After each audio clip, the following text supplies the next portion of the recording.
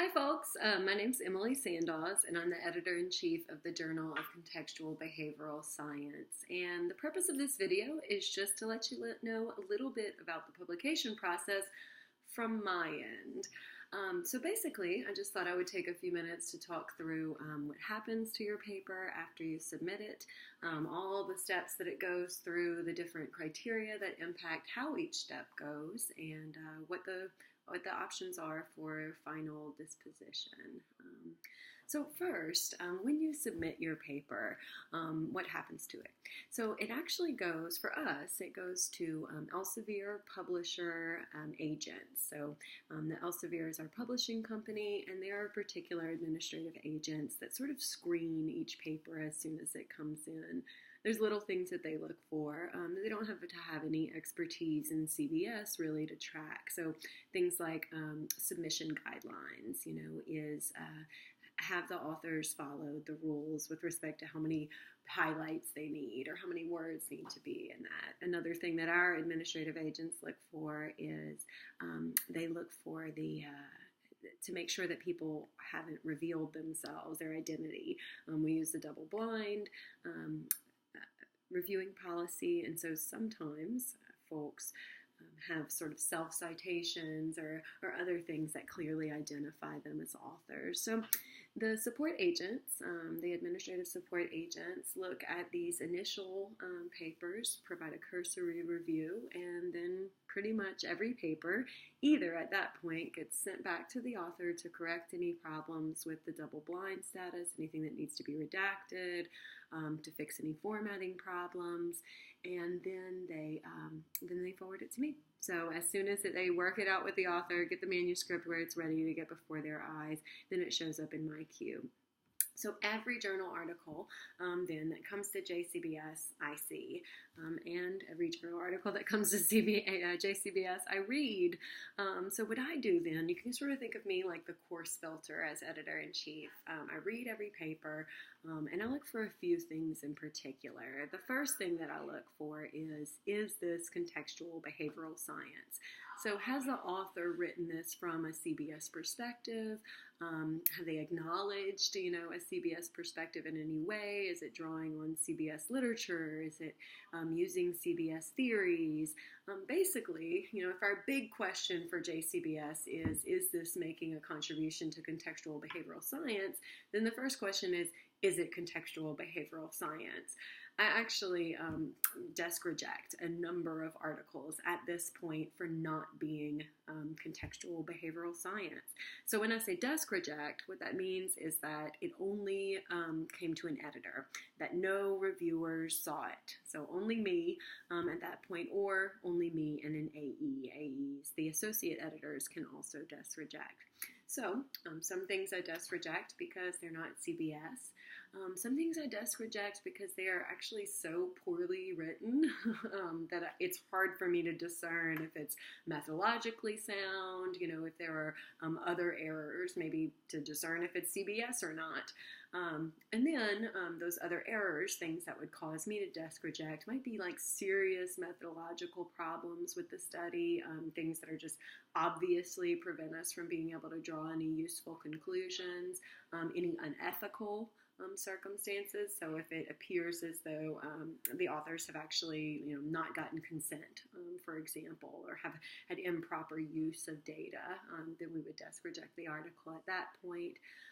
Another example might be if I just know it's really not up to the standard of JCBS, if it doesn't really seem to add enough or make a substantial enough contribution. And those are actually sometimes the slipperiest. It's hard to kind of measure that. So it gets through the course filter, let's say. So I have a few things that I can do. I can desk reject it, or I can assign it to an author. I could also send it back to author if there was something that the administrative agents didn't check. Assuming that I assign it, I sort of look at all of our associate editors. I look at the distribution of papers, how many papers each person has, how many papers they've had so far this year. I look at when's the last time they got a paper, and that's probably the biggest sort of thing. So everybody kind of stays in a rotation where one person gets a paper, we go all the way through, and then kind of start over at the beginning. And then kind of after all that, then I look for appropriateness of the topic. Now, sometimes there's a paper that's so close to somebody's area of expertise that I'm not gonna not send it to them, even if they've kind of gotten a paper more recently than someone else. But often it's the case that really I have to prioritize sharing the workload, and that's what I choose to do. Most of our authors, our editors, rather have enough of kind of a broad expertise in contextual behavioral science that can usually find somebody that's not too far out of their expertise for them to be able to, understand the paper, discern whether or not it can go for review, and then make sense of the reviews and the different recommendations for decision. It gets to the associate editor. They get an email that says, "Thank you so much for your service to the journal. I've assigned you this paper." Give them some reminders of our internal deadlines. My goal is to get a paper out from my queue within 1 week. So within a week, it should either be assigned to an editor or it should be desk rejected. There are times when I'm really great at that, and there are times when I'm not so great at meeting that 1 week deadline. At the point that it goes to an associate editor, our hope is that they make a decision on that paper, make an initial decision on that paper in 2 weeks. And those decisions that they kind of have at their disposal are really the same as mine. They can go, there's something nobody caught yet, and send it back to the author. That's not super common. At that point, 2 people have decided that it's ready to go out for review. They can also desk reject it. So you can think of them as kind of the fine filter. So I've decided, it seems like it's obviously not JCBS, and maybe there's some methodological problems, but maybe not huge ones. It has some potential to make a significant contribution. Then they go to and really take a closer look. So they're looking for those issues that would cause them to desk reject. At this point, this is really anything that we think there's no way our reviewers are going to accept this. We typically know the kinds of decisions that our reviewers make. And if we think that it's highly unlikely that it's going to be well received, then it's really best for us to save the resources on the part of both our resources here at JCBS and the author's resources to really save them the time and the energy that they might put into going through the review process. So the associate editors can desk reject a paper. We try to get that done within 2 weeks or they can send it for review. Reviewers are sometimes ad hoc reviewers. They don't have any sort of permanent or official affiliation with the journal, and sometimes are on the editorial board. So the editorial board is comprised of people who have made a formal commitment to review a certain number of papers every year, to sort of generally advocate for and support the journal, and to play a part in fielding special issue submissions. So they send it to some combination of reviewers. If that it is an area that the associate editor is expert in, then they send it generally to 2 reviewers. If it's kind of outside of their area and they really feel like they're not going to be able to provide a substantive review on their own, or that they're going to have great difficulty navigating, if we have a split decision, they'll have difficulty navigating the decision-making process, then they would get 3 reviewers at that point. Now, sometimes these reviewers have very similar sort of skill sets and expertise. Sometimes they're kind of complementary. We might have one person that's an expertise in, the subject matter or the population. We might have another person that really has expertise in the statistical approach because the first one didn't have it. So sometimes, like I said, they have complementary skills, and we really need to fill out the panel. So the associate editor is making all of those decisions. If the associate editor has a hard time with those decisions, if they're having difficulty finding reviewers, which, it's often hit or miss. During certain times of the year, it can be quite difficult to get responses from reviewers or to get yes responses in particular from reviewers. So if they're having any trouble, either me or my professional officer, Troy Dufresne, can help to provide some support, to send them ideas for reviewers, folks that might be good reviewers. And like I said, we always have our editorial board who commit to 4 to 5 manuscripts a year. So quite often at this point in the year, it's currently August. So at this point in the year, a lot of times there are a few people who really haven't done any or have only done 1 or 2 reviews. So we really start to ask them to fulfill their commitment. So the paper goes out for review. The rule is generally that once it's out for review, we give the reviewer a deadline that's within 3 weeks of the time that they accept the review. So they have about 21 days. Our intention is that that first decision is made within 70 days. So there really is quite a bit of leeway here. You'll notice that I said not 3 weeks from the time that the author submitted it, 3 weeks from the time that the reviewer accepted the invitation. So because that invitation is live for a couple weeks, it could be up to 5 weeks before we get a decision back. And that's just for folks that are on time. A fair number of our reviewers are not on time. So folks might wait for the last minute, might ask for a little extension. Quite often, it can take some time to get those reviews back. Now, once we get the reviews back, one of several things could happen, actually. So we can get the reviews back, and they can be highly consistent with one another and consistent with what the associate editor was sort of thinking about the paper anyway, and then they can issue a decision. That decision could, of course, be a reject decision. It can still get rejected, even if it was sent for review. It could be major revisions decision. So there we're really saying these changes that we want you to make are pretty substantial. We're not guaranteeing that your paper is going to be accepted if you make these. It may be that you make these and then we see more. It kind of opens us up to understand something or to recognize a problem that we didn't recognize before. So there's really no guarantee that the paper will proceed all the way to acceptance with major revisions. We're saying these are substantive, and if you want to give it a shot, then we're happy to take a look at it again. I'm excited even often. There's also a minor revisions decision. So here we're also not guaranteeing acceptance, but typically we're a lot more sure that with some small changes, the paper will become acceptable for publication. It doesn't mean that they'll only have 1 round for review. There have been times, certainly, that the first decision was minor revisions, and then once those minor revisions were made, other major revisions became apparent. So at every point here, there's really no guarantee of what the next step will look like or involve. So a minor revisions decision is saying that we think that this would be pretty close to publication pending these few things. And then there's also potentially an accept decision. It really never happens that a paper gets out and out accepted without any revisions or any commentary that first time. So it's on the list. It's on the click box. It's a box that we can click on the drop-down menu, but it's not very common. So typically what authors are waiting for is to see if it's going to get rejected or if they're going to get the opportunity to make some revisions and give it another go. So the authors, the associate editors, generally our goal is within 70 days, they have come back and returned a decision to me.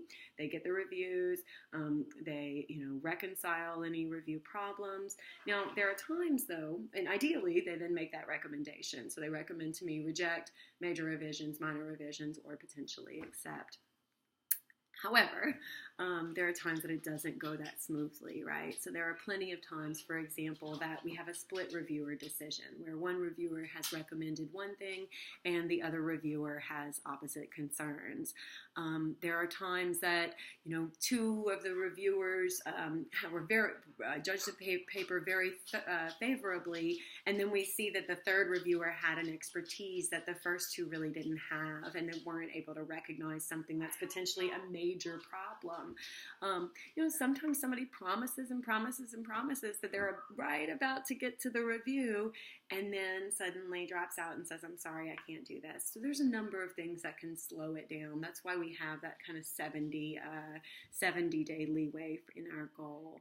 Now, one of the things that sometimes happens then to try and reconcile these kinds of issues that can come up is that we might have to actually get another reviewer fairly late in the process. So sometimes we've had one whole reviewer, go through the process, and then at that point we're actually soliciting and looking for a second reviewer.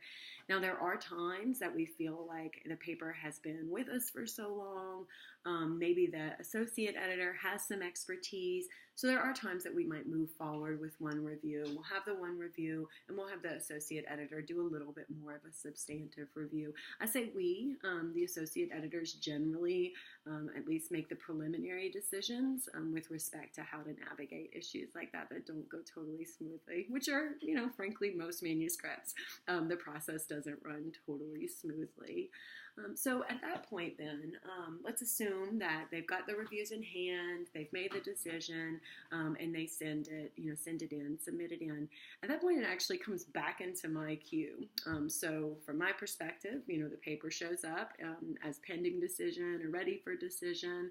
And what I do then is I read, usually do a cursory review of the paper again. I read the reviewer's comments, and then go back and read the associate editor's comments. When I'm reading the reviewer's comments, I'm really looking to have a sense of what I would decide were I the associate editor. And then I can go in and kind of double check and see if the associate editor and I are thinking the same things. Sometimes at that point, I have to kind of email the AE. So maybe I have a concern that they've missed something. Maybe it feels like something's kind of unclear, and if I don't understand it, I'm pretty sure the author won't. Sometimes there are other issues, like if a review is harsh, inappropriately harsh, I'll call the AE and let them know that I'm going to redact some of the information that's not helpful to the author. So there might be kind of a collaborative discussion then with the associate editor to make sure we're on the same page. But for most papers at that point, I'll go ahead and support the decision often of the associate editor. I might tweak it a little bit, but typically I go with the recommendation of the associate editor at that point. I write a decision letter and process the first decision. So at that point then, the authors get an email that says we've made a decision on your paper. And the author actually at that point has the opportunity to either agree to revise the paper or to decline to revise the paper. Now sometimes if they get that rejection and we just say like, sorry, I hope this helps you elsewhere. Sometimes though the rejection is kind of like, we think there's some good stuff in here, but the concerns were so substantive that, it really needs to be a reject decision. But if you think that you can address all of these concerns and you want to do that and resubmit, we're happy to take another look at it, but it would be looked at as a brand new manuscript. It wouldn't be looked at kind of in the context of the previous submission, much like a resubmission would in a revised decision sort of context. But sticking kind of with the revisions example, at that point, if the author agrees to revise, which we always hope that they do, what ends up happening is they have a particular period. It's 60 days. I get a lot of emails that say, hey, can we push the due date back? And typically we're okay with this. I mean, the papers, we certainly understand as authors that things can come up that make it difficult to move through a revision.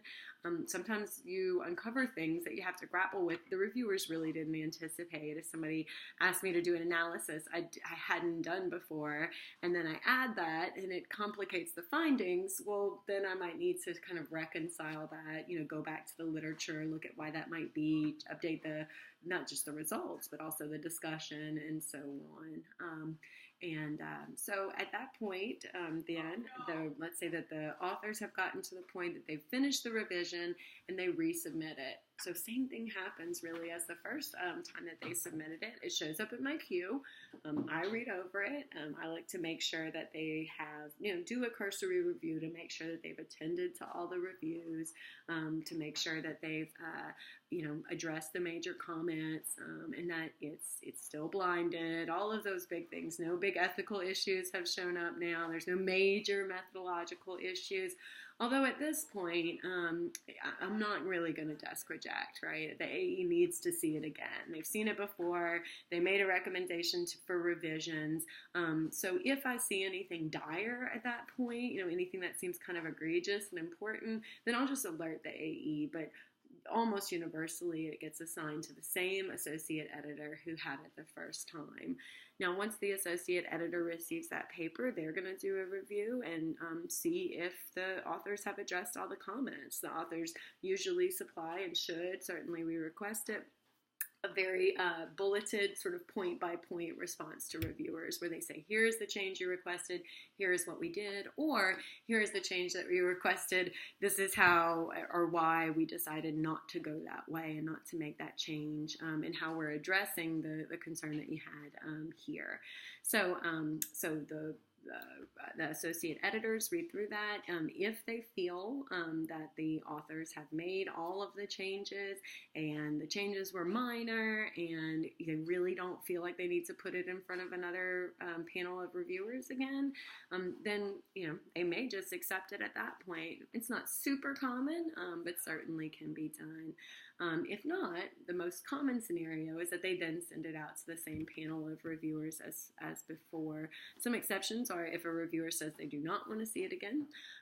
If there is something revealed that we feel like we want to get another set of eyes on, so let's say that two people disagreed and the AE kind of made a call on that split decision, we might want another person then, 3 reviewers this time, so that the AE is not put in that decision again in this higher stakes scenario. Or sometimes there's an expertise that's not represented in the review panel that we just realized we'd really like to get some more eyes on if we have a concern about something in there. So typically the same reviewers, maybe the same reviewers plus, but we try to get at least one of the same people. Whether or not the reviewer has already seen the manuscript, the earlier version, they do have access to the previous version, they have access to all of the reviews, and of course the revised version that they're currently reviewing. So at this point, we have kind of the same little timeline. So tweaked a little bit, actually. So the associate editor has a week to then send it out for review or desk reject it. It is possible that a paper comes back after getting a revision decision and gets rejected at that point without further review. This would be those major situations we talked about earlier, like situations where it's clear that there's a major ethical issue, situations where the authors have just out and out ignored major bits of feedback, or where they're saying, we're not going to make this change, and we feel like it has to be made for the paper to reach the standards of JCBS. So it can be desk rejected at that point. Typically, though, it goes out for review. The reviewers have, again, 21 days from the day that they accept the invitation. The invitation stays live for a little bit, about 10 days. And then the associate editor does the same thing. So they receive those reviews, hopefully in a timely fashion. Hopefully the reviewers converge at least somewhat. And then they compile them. At that point, they might either accept the manuscript, they might reject the manuscript after a second review, or they might issue another revisions decision. This could be another round of major revisions. It could be a round of minor revisions. It doesn't have to, not every paper kind of follows the same steps. So it doesn't have to go major revisions, then minor revisions. There, with that distinction, the AE and myself are really just trying to give the authors a sense of how substantive the changes are that we're expecting. Again, neither one really comes with a guarantee for the final outcome of the paper. So the associate editor makes those recommendations, passes them on to me. I look at the reviews, look at the previous version, look at the new version, look at the associate editor's recommendations, make sure that I agree, add anything else that I think needs to be added, and then issue that decision. Papers can go for 3 rounds of review. They certainly have gone through 3 rounds of revisions. But really at that point, once we are going from minor to a potential accept decision, we try to get it through with as little, as few kind of rounds of review as we can. So we really don't want to be going, 4 or 5 revisions. We'd really prefer to keep it at 2 or 3. The authors get a couple of whacks at it. And if we can't get it in a timely fashion to where it needs to be, to the standards of JCBS, then it's rejected at that point. From there, if the author, let's say a paper makes it all the way to acceptance, then the authors actually are working back with administrative agents from Elsevier. So post-production is carried out entirely by the publishing company. Typically what happens is there's a copy editing interface where the authors get preprint, so it's all laid out, kind of typeset like it would be in a printed journal. And there might be different flags or questions that they have to address, inconsistencies in references or style problems or spelling inconsistencies, something like that. So the authors go through, respond to the comments, they look at more page proofs, respond to any comments, look at more page proofs until they're really good with the manuscript as it stands. During that time, the paper is actually online. So the way that we have JCBS set up is as soon as the paper is accepted, it's processed and posted online. Now, what's not posted is kind of the preprints, the formatted typeset version. What's posted is kind of an HTML version. But really, we find that our authors love getting their work out as fast as possible. So the day after an accept decision, I'll often see somebody with a Science Direct link on their Facebook, telling everybody about their new submission or their new accepted article. So the authors then work with the administrative agents, get those preprints, those page proofs, like they need to be, and then the final version is added to and queued up to be added to an upcoming issue that's not full yet. So hopefully that is useful and informative. I thought with this I might end with just a couple of little kind of frequently asked questions. So some frequently asked questions are things like, what are some important tips or major criteria that JCBS uses to decide what's accepted and not accepted? The biggest standard, our kind of main standard, is what's the likelihood of this making a significant contribution to the contextual behavioral science literature. So we don't have sort of really clear criteria like, we don't publish any cross-sectional questionnaire studies, or there has to be this kind of sample in order to be published. It's not really like that. It kind of depends on the area, on the topic area. In an area where there hasn't done any work, something that isn't totally tight or maybe isn't the strongest experimental design, we might still end up publishing it, that with the idea that having that reference sort of out in the literature is going to promote more research in the area. For other things where there's lots of research in an area already, the standard gets higher and higher and higher as the topic area becomes more well researched. Another question that we get a lot is how people can come to serve the journal as reviewers, as ad hoc reviewers, as associate editors, as editors-in-chief. There's one now, but my rotation actually ends, I'll rotate out or step down in April 2020. It's currently August 2019. So, that is actually an appointed position. So there's a call for applications. People apply to be the editor-in-chief. And then here at ACBS, there's actually a publications committee that goes through an interview process. They have a process set up. They review the applications, they do interviews, and then they make a recommendation to the executive board of ACBS, who at that point either accept that recommendation, and the president of ACBS is the appointing body that appoints the editor-in-chief, or hypothetically, they could go back to the publications committee and tell them to revisit the applications. Associate editors are appointed by the editor-in-chief. So what I do is I look for people that represent an area of JCBS or an area of CBS, rather, that is a high priority area. We have sort of several different we can sort of imagine all of the CBS research broken up in different ways. So certainly make sure that I have experts in health psychology, for example. I like to have at least one person that knows some stuff about qualitative methods. I like to have a couple of folks that have some expertise in psychometrics, a couple of folks that have done a bunch of RCTs. I want to make sure I have some kid folks who are sensitive to ethical and methodological issues surrounding children. So I kind of look at it as getting folks on board that have complementary skills. Now, after skills and expertise, I guess. Now, after sort of accounting for that, the next thing is what has their participation in the journal been like so far.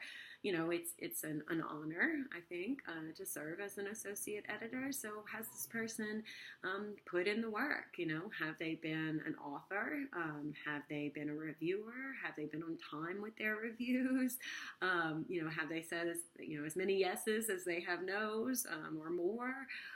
We really want somebody that's going to be committed to the journal. And then just more broadly, as their track record suggests, that, they're conscientious, that they can lead, that they communicate well, and so forth.